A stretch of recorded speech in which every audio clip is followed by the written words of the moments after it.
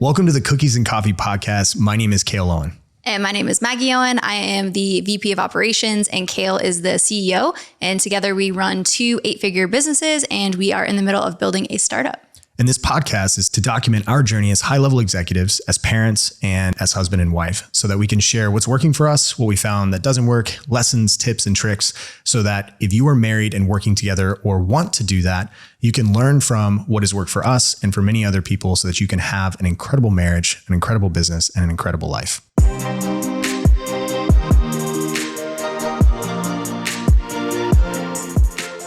Welcome back to the podcast, guys. We are here.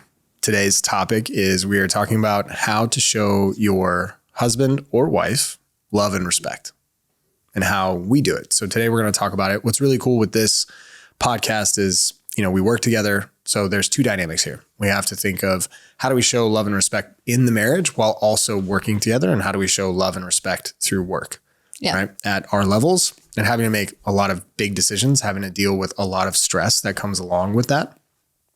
There's always going to be stress, period, but it's just to what amount of stress and how you deal with it. So I'll kick it to you to start. Let's talk about it. How to show respect. Mm-hmm. It's interesting. I think it's gotten easier. Not that I ever thought I would intentionally disrespect you, but I think it's gotten easier for me kind of transitioning our relationship to a partnership, like a business partnership, which sounds so silly to most people. Mm-hmm. But setting up our relationship like a partnership and treating it like our business. If we want our business to be super successful, we're going to act in accordance to our values and how we want to run the business. And there's going to be certain things that we follow. And I think a lot of people try to separate their life and their business, and they try to not let it carry over. But the skill sets we've learned in growing a business together, selling a business, advancing in our careers where we're at today has really allowed me to, I feel show up better in our relationship. Mm-hmm. I agree. I think it helps us become more logical. Yeah. In our stuff rather than immediately going to feelings and emotions. Yeah.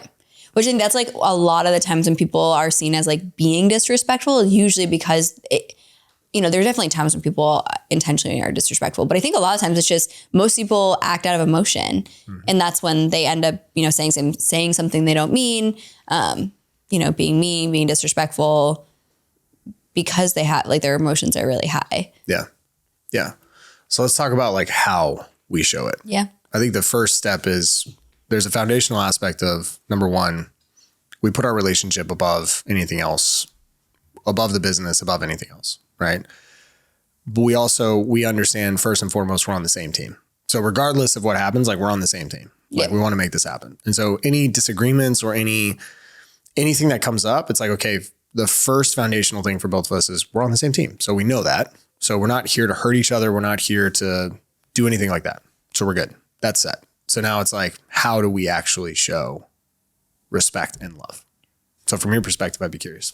Well, I think that it's more how you act in certain moments. I don't think I'm sitting around all day thinking how do I respect you? I think one, it's not disagreeing in front of the kids or in front of our employees. So it's kind of the same goes for both ways. And not that we can't disagree, because I do think we do disagree sometimes in front of them. But we're always aligned to this. We never disagree on what we're trying to accomplish. It's just usually a disagreement on how we're going to get there. And so I think, for me, it's showing up and showing that I support the main goal and the main vision of where we're trying to go. And then talking through in a logical way of how we're going to get there. Mm-hmm. And I think that's, one way of showing respect to you is I'm not going to disagree on where we want to go at the top. If I don't agree at the top, I'm going to say, okay, we need to table this and come back to it later in front of the team. And then we'll meet and say we need, we'll clear our schedule and be okay, we need to get aligned on this before we move forward.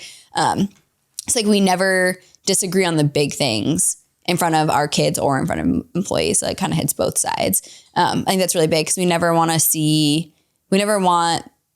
them to see that we're not aligned on where we're trying to go, because that can create divide. And then I also think that can show a little bit of disrespect. But I think how I show up to that, I'm not going to try to argue with you on it. I want that's where the logical piece I think really comes in, and the business side helps. Is I always want to try to come to things without emotion, kind of detached for like, what's the data telling us? Obviously there's a little bit of gut in there, but like really trying to take emotion out of it and not trying to be right. Like I care more about where we're trying to go and remembering that we're always on the same team than me looking right and you looking wrong. Yeah, 100%. We just want to win. Yeah. Yeah, I agree. And I think that's actually something that I've had to learn a lot over the past, really, I would say 2 to 3 years in a leadership role. Because sometimes you can get caught up in this thing of, well, in order to stay where I am or continue to move up, I have to be right. That's not true. The whole point of being a leader is that your team wins and that everything wins. Like we win as a team, we win as a company, we win as a family. Like the whole goal is to win. And winning you have to define winning in each of those scenarios. In the business side, it's trying to help as many people as we possibly can while also making as much profit as we possibly can, while internally helping our teams be able to grow as both humans and leaders within the company as much as we possibly can. So within the family, it's how can we train our kids, right, to be functioning human beings that are productive human beings that are able to then go after and chase after really cool things in their life while maintaining the love and connection that we have and continuing to grow our relationship and be able to have incredible experiences and all that stuff. I think one of the things that helps me is understanding how you feel loved. I think it's really important for me, and then also respected. Knowing this, that you care more about winning, it allows us to have tougher conversations right away. Because if I know that, rather than you being focused on your feelings and like, I just want to be right, it allows us to have a very upfront conversation about, hey, I don't actually think that this is the right way. Yeah. Which I know that the reaction from you is not going to be emotional. It's going to be, well, what's the logic to back that up? And if I have data or any other type of logic that I can bring to the table, you're going to be like, great, that makes total sense. Let's do that. And I've seen this over and over from you, and hopefully vice versa. Yeah. Right. And when you get that track record, it becomes really, really easy because the precedent has already been set. Yeah. That you are willing to change a belief or change a stance on anything based on new data coming up or a new idea or a new belief. Yeah. Right. And vice versa. I just think by showing up consistently that way, when there's times where one of us doesn't and we do act emotionally, because like we're human and emotions definitely can rule sometimes, and we try to do our best to make sure that doesn't happen. But like there's definitely times where, you know, I'll lash out at you or you lash out at me. And then I think, you know, two things that also can really show respect to the other is like, one, admitting when you're wrong and just like being honest about it and apologizing too. And I think so many people like forget that. It's like so many things can be fixed if you just say, I'm sorry. Yes. And we're like, so our egos get so big that we just like don't want to admit that we're wrong. But I think that's such a key thing in any relationship, and especially if you work together. Like you have to admit when you're wrong and you have to say you're sorry. Yeah. What's funny is like when I think about that, when I say that, no, you're right, I'm wrong, you're right, it may sting for a second as personally, but it's a win for both of us because we're on the same team. This is why I keep going back to we're on the same team. A win for you is a win for me. Yeah. But especially in the family and especially in work because we work together. So I want it to be, I don't care about whether it's mine or yours. It just really comes down to winning, period. Yeah. Which allows you to strip the ego away.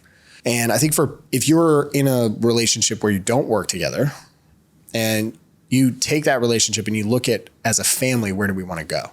And what do we want to do? And we are on the same team. And so these decisions, if maybe you're a man and you want to make a decision, but you don't have any data to back it up, you don't have any reason to back this up, and your spouse comes to you and says, I don't believe this is the right call, here's why, and you just continue down that road, you're disrespecting your spouse, and you're also just making poor decisions. And I see this time and time again, where people just make terrible decisions based on they have to be right and they think they're right. And it's really important because you're not the only person that is affected by these wrong decisions. Not only is your spouse, but if you have kids, your kids are affected, the people around you are affected. And it becomes very important to really be one at the top and to be willing to say no. Yeah. And to be willing to say, like you said, that you're wrong. I guess it became the shortest podcast ever. But, admit when you're wrong, say you're sorry. Yeah. and just go back to just be willing to be on the same team. Yeah. When you do that, it makes things a lot easier. A lot of that stems from, but getting to that position requires you to have deep conversations about how you feel loved and respected. And early on, when we started really diving deeper into our relationship and becoming closer, we had some of those deeper conversations of like, I don't really like it when you do that. Yeah. Right. And we didn't come at it where we're like, hey, stop doing that. It wasn't a forceful conversation. It was a very calm and present conversation where, like, if you said something that I didn't really like, then I would just come to you and be like, hey, I would really appreciate it if you didn't say that again. And then I would say, here's why. Because it does this, this, and this. And because I feel this, this, and this. And I know you didn't mean it that way. However, it is perceived by me as this. Yeah. And I would appreciate it if you don't do that. And it's not like a showstopper, but when you have those conversations, it sets the precedent moving forward. Yeah. I think coming at it that way too, at least for me, when you would do that, I would almost feel worse in the moment, which I know you didn't mean at all, but I would feel like, wow, I like really disappointed him, or like I like really messed up. But I was more apt to change. Like I was more willing. I wanted to, because you were like so calm about it and you explained why you were feeling the way that you were. And so we like talking through that like really helped me understand like, okay, what I'm doing is making him feel this way. Therefore I need to, change what I'm doing. Yeah, I think those conversations really early on helped a lot as we got to like the stressful, at that time, I think we thought it was stressful, but we really, our level of tolerance was very, very low at the time. Yeah. But it really helped as we got into advancing in our careers and got into leadership positions that we're in now. Talking through those things has really helped us, one, show up better for our family, and then also show up better for the teams that we oversee too. Yeah. I think it's important too to be reasonable in your requests as well. The reason I say this is I think people take it to the extremes, especially on social media and stuff, and they'll be like one of the videos that I said about our cheat codes, and one of them was you waking up at 7 a.m. was a request. And the reason why I did that, right, was because you showed up better, which means that you were happier and more joyful. And I wanted you to be that. So for me to feel loved, I actually wanted you to be happy. Like that's such a big part because we're so connected. Yeah. And then that broached the subject of why you didn't get up at 7, right? Because I would then go in and work and you felt like you had to take care of the kids on your own. Right. And so then that started the conversation. I was like, oh shoot, like I'm not showing up well as a husband and a father by doing that. Okay, that's eye-opening for me. So I need to make sure that I change my behavior based on that. Yep. But none of that happens if you don't have those conversations. And it all starts with those types of conversations and going into it with a calm demeanor. Yeah. And a gentle demeanor, especially if you're a male. Like you cannot attack your wife or your spouse. You cannot do it. You have to be gentle. In fact, in the Bible, it talks about that, being gentle with your wife. And I think that's so important when you do that, because we can withstand a lot more. I think in our opinion, like we can withstand on the male side because we get it all the time of just more abrupt, more aggressive approaches. But I think it's really important for us to logically and calmly go about it with our wives. And you'll also have a lot more respect. And this is speaking to the husbands out there. You'll have a lot more respect for your wife when you do that and you start to see the changes that are there, and vice versa. Because I think a lot of women want their husbands to change and to be better. But none of that actually will happen unless you, number one, first accept the person that you have and then are willing to have those conversations with them. Yep. I think adding on to this too a little bit, it's just a different way that you can show respect from a wife's perspective to a husband is like going when you make a decision, like obviously we make it together, but there's been times where I'm like, I feel that we should be going a different direction with our life. Not direction. I'd say like, again, aligned at the top with where we want to go, just how we are going to get there, we differed on. This isn't like a quarterly thing. This is like a life decision to like make a change. Give me an example. We get asked all the time, like, why don't you guys go start your own thing? Mm-hmm. Why don't you have the skill sets? And, we've gone back and forth a lot about it. And I think just recently, we sat down and I said, I'm all in on like being committed here through the end because that's what you feel is best right now. And like both are going, either one would get us to where we want to go. Doesn't matter. But at the end of the day, like you are the head of the household. And so like if the decision that you're making isn't harming our family and it's going to get us to where we want to go anyway, and how we're going to get there, it's just a matter of how we're going to get there. Like that's what the debate is about. Then I'm going to go with what you say that we should do, because you, at the end of the day, like, and this is in the Bible, right? Like wives are supposed to submit to their husbands. And so I'm going to let you lead the household in that way. Like obviously traditional roles, like it looks different now, but like for me, that was something, I think that's a big way that you can show respect. It's like, if the decisions that you're making aren't harming our family, they're like still helping and moving us closer to where we want to go, then I'm going to support you, which I think is, back to the respect thing, like a way to show respect, like almost the ultimate way to show respect. Yeah. From a wife's perspective to a husband. Yeah. Is just supporting them in the decisions that they make, as long as they are not harmful to where you're trying to go. Yeah. But I think that was a big thing for me recently. The most recent example was that it's just like, no, we're going to, I think it was after church one day. I'm like, okay, we need to go. I need to just be all in on the direction of where you think that we should go, because you're leading the family. Yeah. That means the world to me. That also adds more pressure, because it's like, okay, this is the way and I have to make it work. Yeah. But there's an aspect of this where I have a decent track record of making smarter decisions for our family. Yes.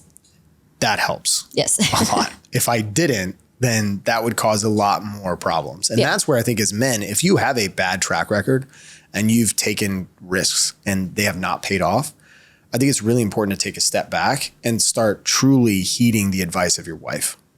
And because at some point it is good to set aside this dream that you have if you have a track record of being unsuccessful.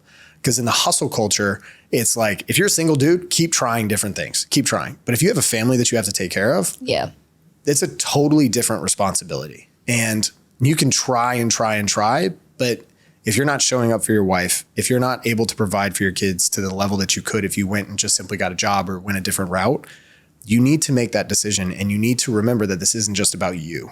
And I did that when I went and got a job, right? I remember that. And I think that was the first step, in my opinion. I think respect-wise, you were like, okay, like he's willing to do, hopefully, maybe it wasn't, maybe it didn't register. But for me, that was a big moment for me because I didn't want to do it. Yeah. But I was like, no, this is the best thing that I can do right now for my family. Because like what I've been doing has not been working. Yep. And I need to take care of and provide for my family first. And then from there, we can see what happens after that.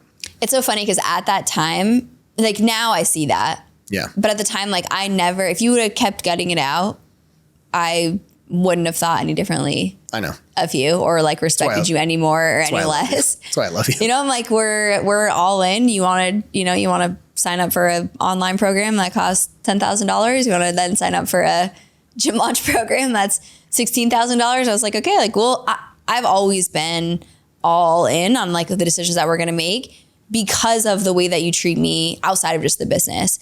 Because like I knew that we would figure it out and we would hustle, and I was fine hustling and you were fine hustling. Like I knew we would figure it out because of the way that, well, one, just like how you are with your family and the friends and like the people that you have around you. Like you're just a respectable human being.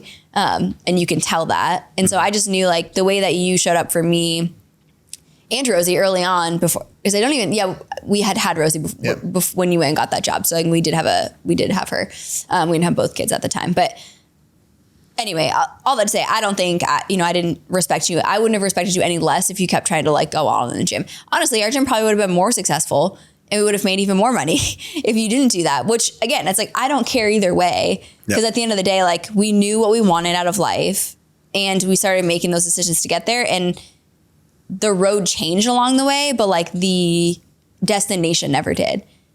Yeah. And because you show up at home and in our relationship, always prioritizing me above everything else, I knew it didn't matter. I think that's the key. You're talking through this now, it's like you prioritized me above everything. And so I know at any point, if I came to you and I was like, I don't think we should do this, you would 100% be like, okay, that's fine. Yep. But I would never put you in that position because I would never want you to put me in that position. Yeah. And so I think just knowing that at the end of the day, I always come first, like not just me, but like our relationship comes first, like you and me, that we will do whatever we want. Yeah. And that's what helped me, because I didn't want to really get a job, right? Because I wanted to be all in on that. But your respect for me and for the decisions that we've made, and knowing that you were all in no matter what, is I owe it to you to make sure that our family is well taken care of.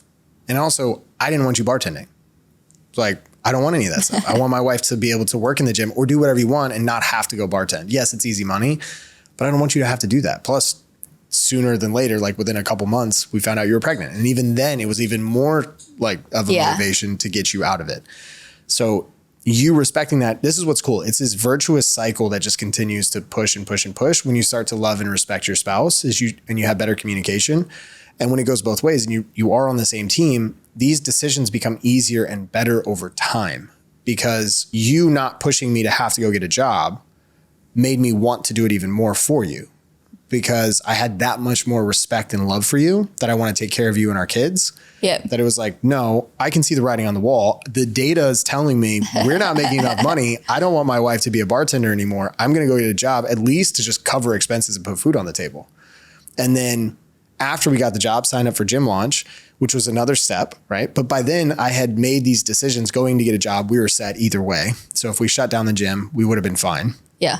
We wouldn't have made a lot of money, but we would have been fine. Which is so funny. It seemed like so much money at the time. Yeah, it was just life-changing. $60K base. I know. I'm like, now I don't even know how we would live off that. I mean, we'd make it work. We would figure it out. But yeah, doing that, but it's this virtuous cycle that just continues to move forward. And it's really important, very important for men to understand this. If you, being the head of the household, you have to make great decisions. Yes, you will make mistakes. Yes, you may hit rock bottom. Yes, problems will happen. But if that's a chance, like you made one decision and it's bad, but you've made great decisions in the past and you have a track record of making great decisions for the family, you will have so much more. Your wife will trust you and respect you so much more. So this is why it's so important to make exceptional decisions. And it kills me when I see other men put their relationship at risk by making poor decisions consistently time and time again.